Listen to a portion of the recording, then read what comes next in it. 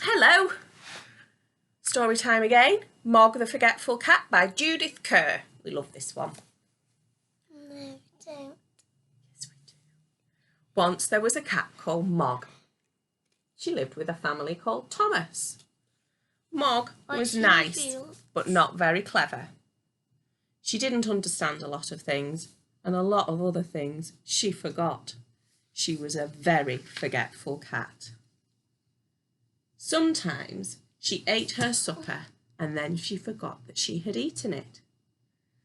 Sometimes she thought of something in the middle of washing her leg and then she forgot to wash the rest of it. Once she forgot that cats can't fly. But most of all, she forgot her cat flap. The cat flap led from the kitchen into the garden. Mog could go out and in again. It was her very own little door. Oh, house. The garden always made Mog very excited. She ran, she smelled all the smells, she chased the birds, she climbed the trees, she ran round and round with a big fluffed up tail, and then she forgot the cat flap. She forgot that she had a cat flap. She wanted to go back in the house, but she couldn't remember how. In the end, she sat outside the kitchen window and meowed until somebody let her in. Afterwards, you could always tell where she had sat. This made Mr. Thomas very sad. He said, "Bother that cat." But Debbie said, "She's nice." One day, Mog had a very bad day. Even the start of the day was bad. Mog was still asleep. Then Nicky picked her up. He hugged her and said, "Nice kitty." Mog said nothing, but she was not happy.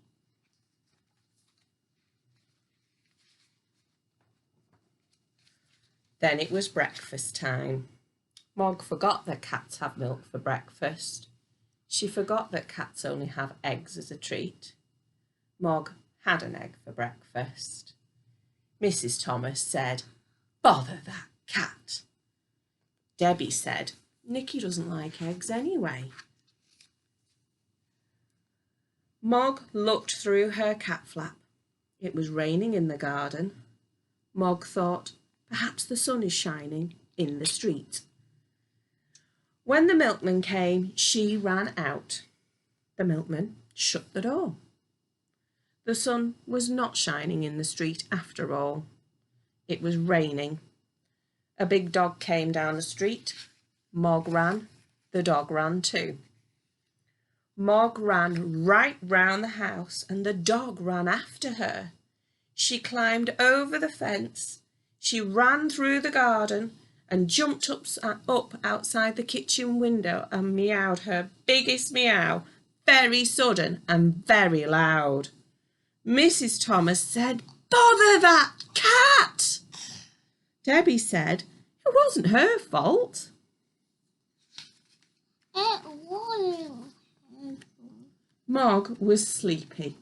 She found a nice, warm, soft place to sleep. She had a lovely dream. Mog dreamed that she had wings. She could fly everywhere. She could fly faster than the birds, even quite big birds. Suddenly, she woke up. Mrs. Thomas said, "Bother that cat." Debbie said, "I think you look nicer without a hat." Debbie gave Mog her supper and Mog ate it all up. Then Debbie and Nicky went to bed. Mog had a rest too, but Mr. Thomas wanted to watch the fight. Mr. Thomas said, "Bother that cat." Mog thought, "Nobody likes me." Then she thought, "Debbie likes me." Debbie's door was open. Debbie's bed was warm. Debbie's hair was soft like kitten fur. Mog forgot that Debbie wasn't a kitten. Debbie had a dream. It was a bad dream. It was a dream about a tiger. The tiger wanted to eat Debbie. It was licking her hair. Debbie shouted. Mog jumped. Mr. and Mrs. Thomas said, "Bother, bother, bother that cat!" Debbie said nothing. She was still crying because of the bad dream. Sorry, darling. Mog ran out of the room and right through the house and out of the cat flap. She was very sad. The garden was dark. The house was dark too. Mog sat in the dark and thought dark thoughts. She thought, nobody likes me. They've all gone to bed. There's no one to let me in, and they haven't even given me my supper. Then she noticed something. The house was not quite dark. There was a little light moving about. She looked through the window and saw a man in the kitchen. Mog thought, perhaps that man will let me in. Perhaps he will give me my supper. She meowed her biggest meow, very sudden and very loud. The man was surprised. He dropped his bag. It made a big noise and everyone in the house woke up. Mr. Thomas ran down to the kitchen and shouted, "A burglar!" The burglar said, "Bother that cat!" Mrs. Thomas telephoned the police. Debbie let Mog in and Mickey hugged her. The policeman came and they told him what had happened.